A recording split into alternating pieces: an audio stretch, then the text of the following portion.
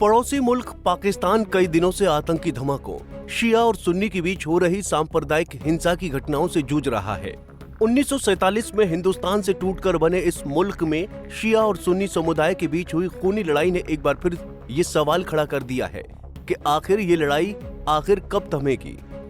शिया और सुन्नी समुदाय के बीच कई जगहों पर लंबे वक्त से लड़ाई चल रही है, लेकिन पाकिस्तान के खैबर पख्तूनख्वा में कुरुम जिला पिछले कई दशकों से दोनों समुदायों की लड़ाई की वजह से खून खराबे का शिकार है।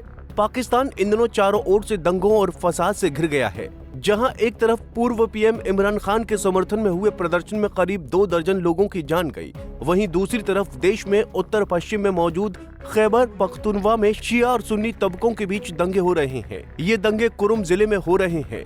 ये पिछले एक हफ्ते से निरंतर जारी हैं। इन दंगों में मंगलवार को करीब 10 लोगों की मौत हुई है, वहीं 21 लोग जख्मी हुए हैं, जिसमें मासूम बच्चे और औरतें भी शामिल हैं।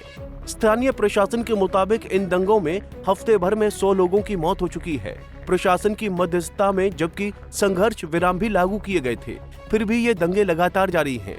मंगलवार को हुए दंगे वाले इलाकों की बात करें तो इनमें गोजाघारी, माता सागर नगर और कुंज अलीजाइज शामिल हैं। इस बीच कुरुम के डेप्यूटी कमिश्नर जावेदुल्लाह मसूद ने कहा कि एक समझौता हुआ है जिसके तहत संघर्ष विराम को 10 दिनों के लिए बढ़ाने पर सहमति हुई है। उन्होंने ये भी बताया कि बीते हफ्ते में 100 लोग अपनी जान गंवा चुके हैं और 180 अन्य घायल हुए हैं। सभी दल कल से अपनी पोजीशन खाली करेंगे, जबकि पुलिस और सेना के कर्मी कुरुम में तैनात रहेंगे। कुरुम जिले में अलीजाई और बगान कबीलों के बीच हिंसा पिछले शुक्रवार को उस समय हुई जब पराचनार के पास एक यात्री वैन के काफिले पर हमले में 47 लोग मारे गए। शुक्रवार और शनिवार के बीच हुई हिंसा में कम से कम 37 लोग मारे गए थे और कई अन्य घायल हुए थे। इस हमले की जिम्मेदारी अब तक किसी ने नहीं ली है। हालांकि रविवार को स्थानीय शासन दल और दोनों समुदाय के बुजुर्गों के बीच बैठकों के बाद शिया और सुन्नी समुदायों के बीच 7 दिनों के लिए संघर्ष विराम करा गया था, लेकिन फिर भी झड़पें चलती रहीं। हालांकि बाद में इसे बढ़ा दिया गया है और अब भी हिंसा जारी है। तो आपको बता दें कि इस हिंसा का आखिर पूरा मामला क्या है। पाकिस्तान में क्यों भड़की हिंसा? कुरुम जिला में लंबे समय से शिया और सुन्नी समुदायों के बीच संघर्ष का केंद्र रहा है। पाकिस्तान में सुन्नी मुसलमानों की संख्या लगभग 85% है, लेकिन कुरुम में शिया समुदाय की मजबूत उपस्थिति के कारण तनाव अक्सर बढ़ता है।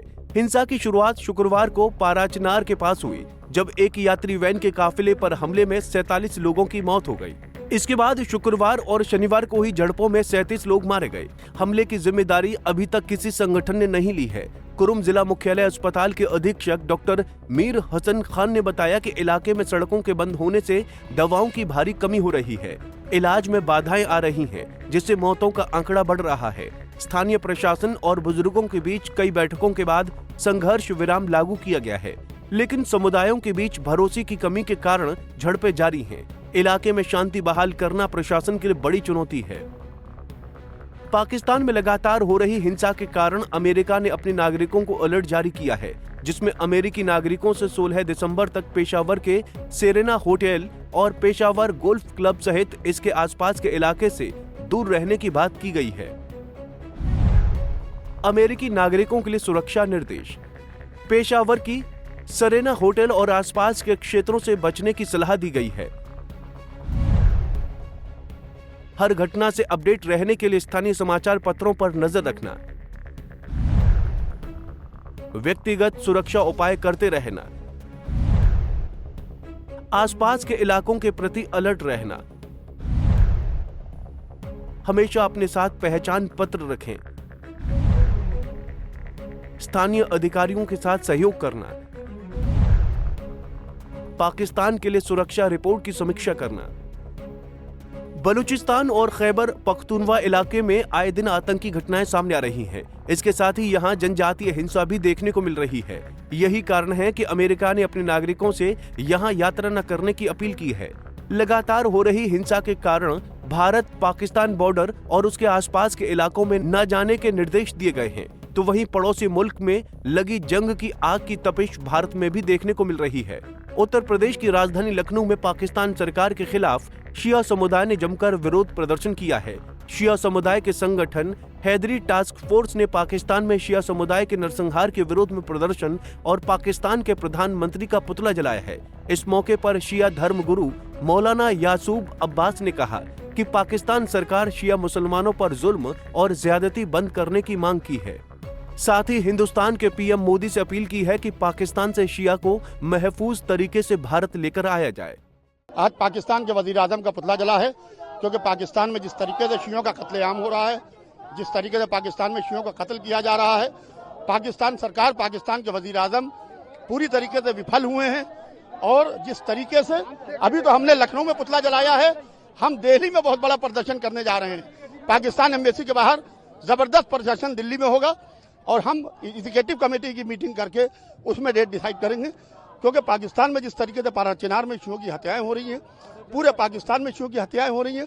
गाजा में अगर मुसलमान मारा जाए तो वह मुसलमान है, अगर से पाराचीनार में बच्चे मारे जाएं, पाकिस्तान में शिया मारे जाएं, क्या वो उनका ताल्लुक इस्लाम धर्म से नहीं है?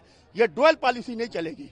सारे मुसलमानों को, सारी तंजीमों को पाराचीनार में शियों पर कत्लेआम पर खड़े होकर बाकायदा सदा एहतजाज बुलंद करना चाहिए। हम भारत के प्रधानमंत्री जी से यह मांग करेंगे कि भारत के प्रधानमंत्री जी बाकायदा शियों का असाइलम दें, जिस तरीके से शियों पर जुल्म हो रहा है। और पूरी तरीके से हम भारत के प्रधानमंत्री जी से ये मांग करेंगे, श्री नरेंद्र मोदी जी से बाकायदा हम ये मांग करेंगे कि पाकिस्तान सरकार पर दबाव बनाए, खाली दबाव न बनाए बल्कि पाकिस्तान में हो रही शियों की हत्याओं को रुकवाए। बहरहाल पाकिस्तान लगातार हिंसा की आग में जल रहा है। अब ये आग कब जाकर बुझेगी, ये तो आने वाला वक्त ही बताएगा। Bureau report, Punjab Kesari TV. हमसे जुड़े रहने के लिए हमारे YouTube चैनल को सब्सक्राइब करें और नई वीडियो की नोटिफिकेशन के लिए बेल आइकॉन को दबाएं।